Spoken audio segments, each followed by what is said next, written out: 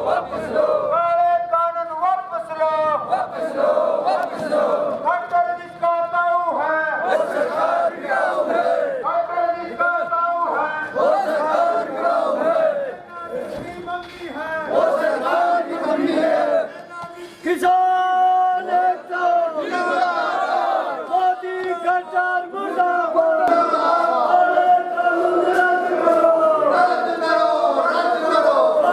कानून रद्द करो,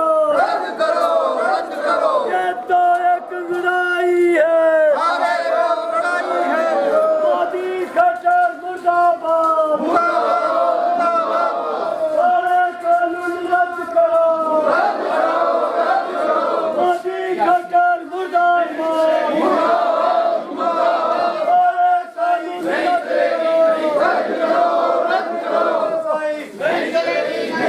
किसान एकता जिंदाबाद, जिंदाबाद, जिंदाबाद, किसान एकता जिंदाबाद, जिंदाबाद, जिंदाबाद, खट्टर मोदी मुर्दाबाद, मुर्दाबाद, मुर्दाबाद, मोदी खट्टर मुर्दाबाद, मुर्दाबाद, मुर्दाबाद, मोदी खट्टर हो बर्बाद, हो बर्बाद, हो बर्बाद, मोदी खट्टर हो बर्बाद, हो बर्बाद, हो बर्बाद, मुर्दाबाद, मुर्दाबाद, मुर्दाबाद, मुर्दाबाद, मुर्दाबाद। नहीं कटारा है, किसानों का है, नहीं कटारा है, नहीं कटारा है।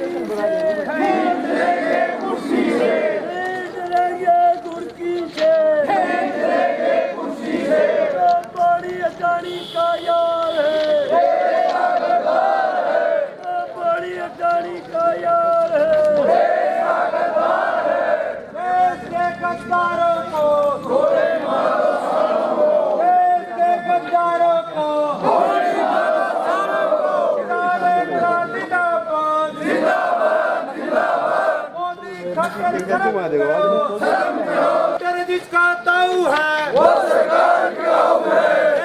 जिसकी मम्मी है, जिसकी मम्मी है, मोदी खट्टर मुर्दाबाद, मोदी खट्टर मुर्दाबाद, बर्बाद, पूंजीपतियों की सरकार मुर्दाबाद, पूंजीपतियों की सरकार मुर्दाबाद, किसान हत्यारी सरकार मुर्दाबाद, किसान हत्यारी सरकार मुर्दाबाद, कृषि मंत्री जयंती दलाल मुर्दाबाद, कृषि मंत्री जयंती दलाल मुर्दाबाद।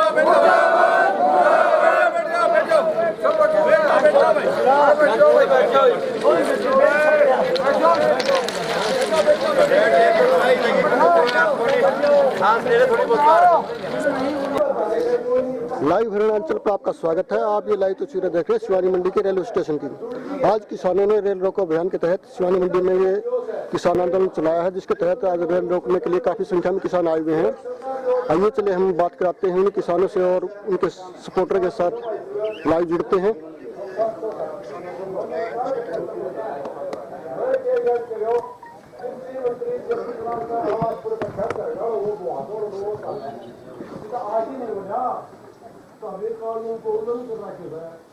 सर आज ये किस प्रकार का प्रोग्राम है ये जो आपने रेल रोको अभियान है, किसके तहत कहाँ से आपको मैसेज आया है?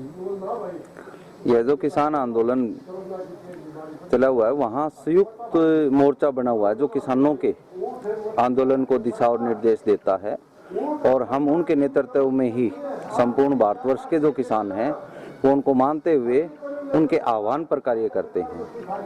संयुक्त किसान मोर्चा का आह्वान था कि आज के दिन 12 से 4 बजे तक संपूर्ण भारतवर्ष में जो ट्रेन हैं, जो रेल हैं, चाहे वो सवारी गाड़ियां हो, चाहे वो माल भाड़े की गाड़ियां हो, जितनी भी ट्रैक पे दौड़ने वाली जो रेलगाड़ियां हैं उनको बाधित करने का, उनको रोकने का जो आह्वान था, उसी के आह्वान के अनुसार हम लोग सिवानी मंडी में भिन्न भिन्न क्षेत्रों से जो किसान साथी इकट्ठा हुए हैं और हम यहाँ रेलवे स्टेशन के ऊपर इकट्ठा होकर हमने जो ट्रेन और रेल रोकने का जो कार्यक्रम था वो हम यहाँ आए हुए हैं और ट्रेन हमने रोकी है। सर एक बात बताइए, अगर आप लोग ट्रेन रोक रहे हो, किसी बाधा पहुंचा रहे हो, नुकसान तो आम जनता का है, उसके बारे में आपका क्या विचार है? मतलब ये रेल रोकना ये तो बहुत बड़ी मतलब गलत बात है। एक रेल रोकने से सारी पूरा जो रेलवे का जो लाइन है पूरी डिस्टर्ब हो जाती है, उसके बारे में आप क्या कहना चाहते हैं कि ये नुकसान है, इसके बारे में? देखिए,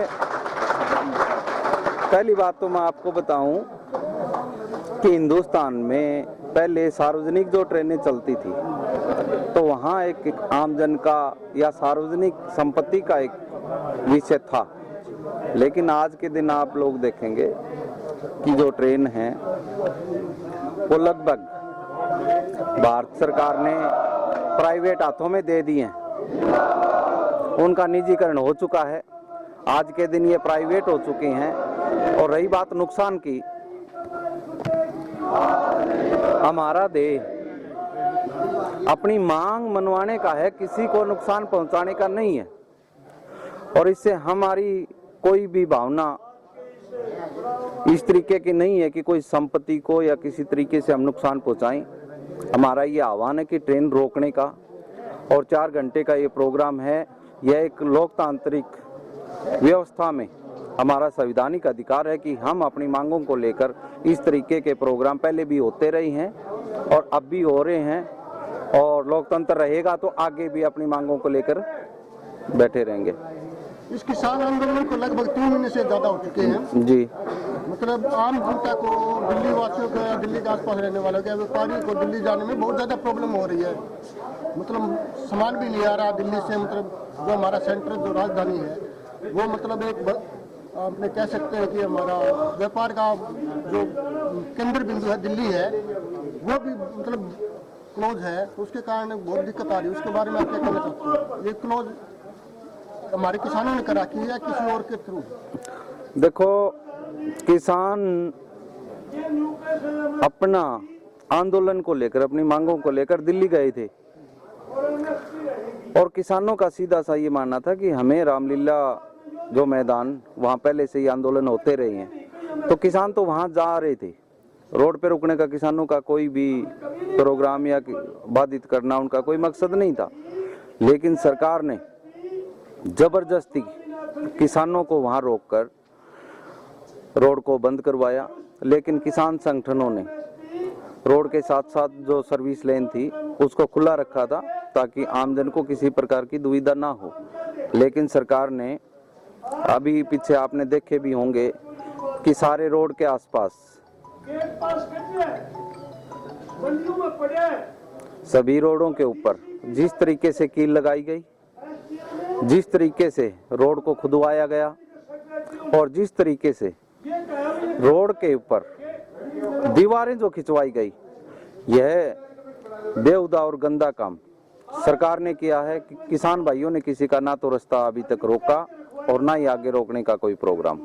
आपके कहने के अनुसार, संविधान के अनुसार दिल्ली के अंदर मात्र स्थान है जो उसके अंदर धरना देने के लिए परमिशन है, जो रामलीला मैदान बोला जाता है, वो बीजेपी सरकार ने नहीं दिया। आपका कहना यही अर्थ है? थोड़ा डिटेल में समझा दीजिए। नहीं, मेरा सीधा सा अर्थ ये है कि आज़ादी के बाद और पहले से भी जंतर मंतर पे धरने होते रही अपनी अपनी मांगों को, विभिन्न संगठनों ने किसानों का मामला हो, नौजवानों का हो या कर्मचारियों का हो, जंतर मंतर पे जाके वहाँ संवैधानिक तरीके से अपनी मांग रखने के लिए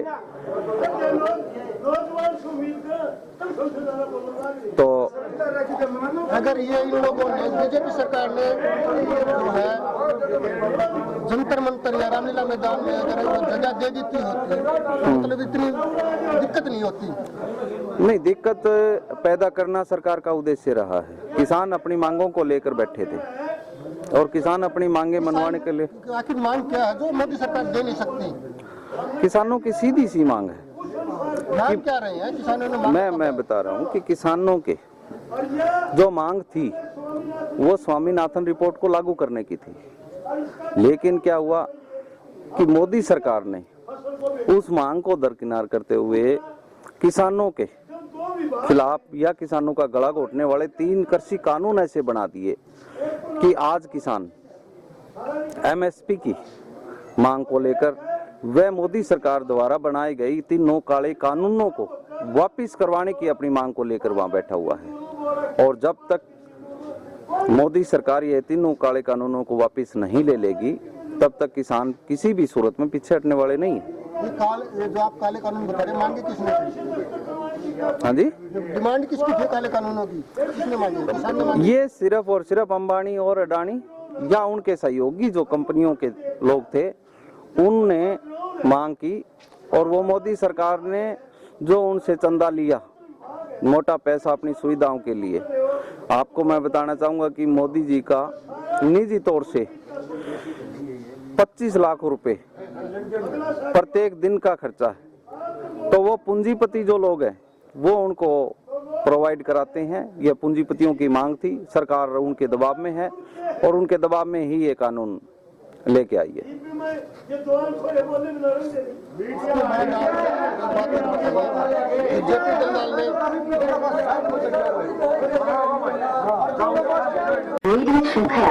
हेलो हेलो हेलो एक साथियों जरूर नु पूछते लोग भाई सरकार न्यू करी है। हेलो तो एक मैं ये कहना चाहता हूँ 3 काले कानून है और खुद कृषि मंत्री अपना भी है और कृषि मंत्री सेंट्रल भी करता है और मोदी जी भी करे और साथ भी करे कि इन्हें पता नहीं कोई काला के है। 9 दौर की जो बातचीत चली 9 दौर की, उसमें सारा यह बताया गया कि आपने जो ये कानून बनाए हैं इनके ये इस धारा का क्या नुकसान, इस उपधारा का क्या नुकसान।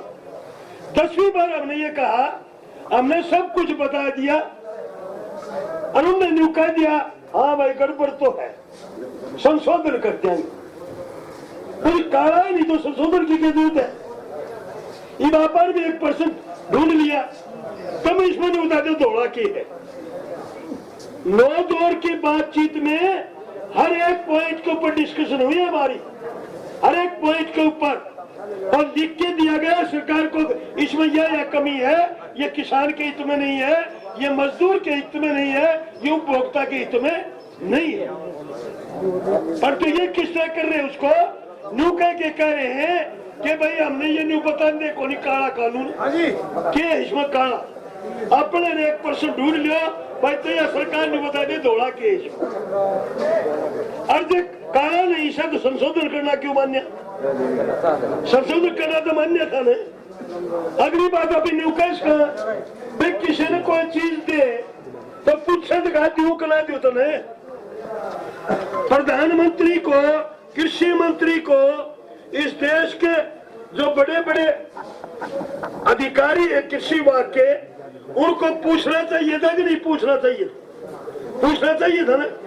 जब हमारे को बुला के पूछा ही नहीं और हमारा पर लाद दिया तो धक्के तो बहुत ना भी क्यों होता है कि जो हमारे काम का ही नहीं है, बिल्कुल हमारे काम का ही नहीं है। एक ये बात है जो काले